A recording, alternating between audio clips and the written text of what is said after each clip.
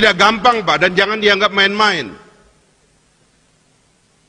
Kita sebagai bangsa ini punya catatan. Pak Prabowo tadi juga mengatakan kita kurang menghargai orang dan sebagainya, ada catatannya. Bahkan saya mengatakan, saya melihat di dalam sejarah dari generasi ke generasi kepemimpinan terputus.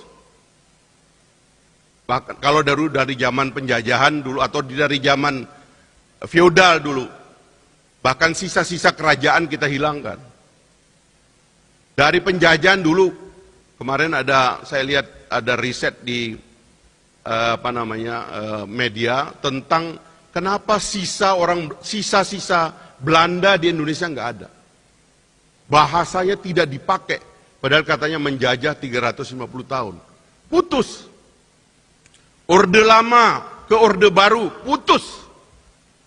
Presidennya juga dalam pesakitan. Orde Baru, putus.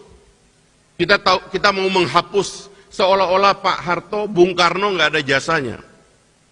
Kepemimpinan seterusnya juga demikian, putus. Bahkan sekarang dalam situasi kebebasan ini, kita mengentertain kebebasan untuk melanggengkan konflik. Tetapi alhamdulillah Pak Prabowo dan Pak Jokowi bersatu dalam satu kekuatan, kemudian mencoba menyatukan elit Indonesia.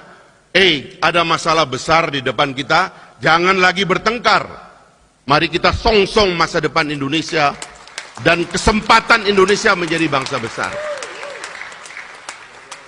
Jadi koalisi Pak Prabowo dengan Pak Jokowi bukan insiden.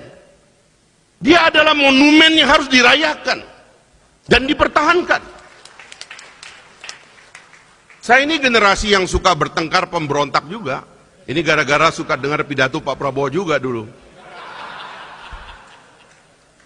Tapi sebagai generasi muda saya juga ngeri juga. Kalau kita mengentertain pertengkaran ini terus-menerus, secara dangkal, orang lain sudah kemana, kita akan kemana. Jadi menurut saya, karena itu saya ingin Jokowinomics adalah Prabowonomics. Karena rekonsiliasi telah terjadi.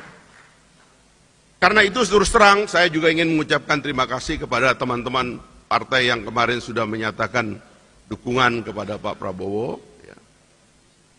Menurut saya, dan saya ingin mengucapkan terima kasih kepada Pak Jokowi juga, secara langsung atau tidak langsung, menginspirasi kembalinya koalisi besar.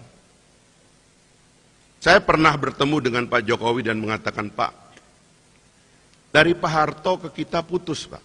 Bahkan juga dari Bung Karno putus. Waktu Pak Harto turun tidak ada proses pewarisan yang mantap. Sehingga kita bertengkar. Generasi kami, angkatan 98, tidak paham dengan orang-orang tua kita. Sehingga kita bertengkar. Pecah kita. Kita mulai banyak hal dari nol.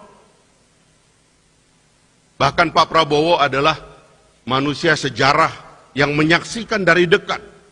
Dan beliau juga menjadi salah satu yang merasakan bagaimana keterputusan ini tidak baik bagi kita semua. Dengan segala apa yang beliau rasakan.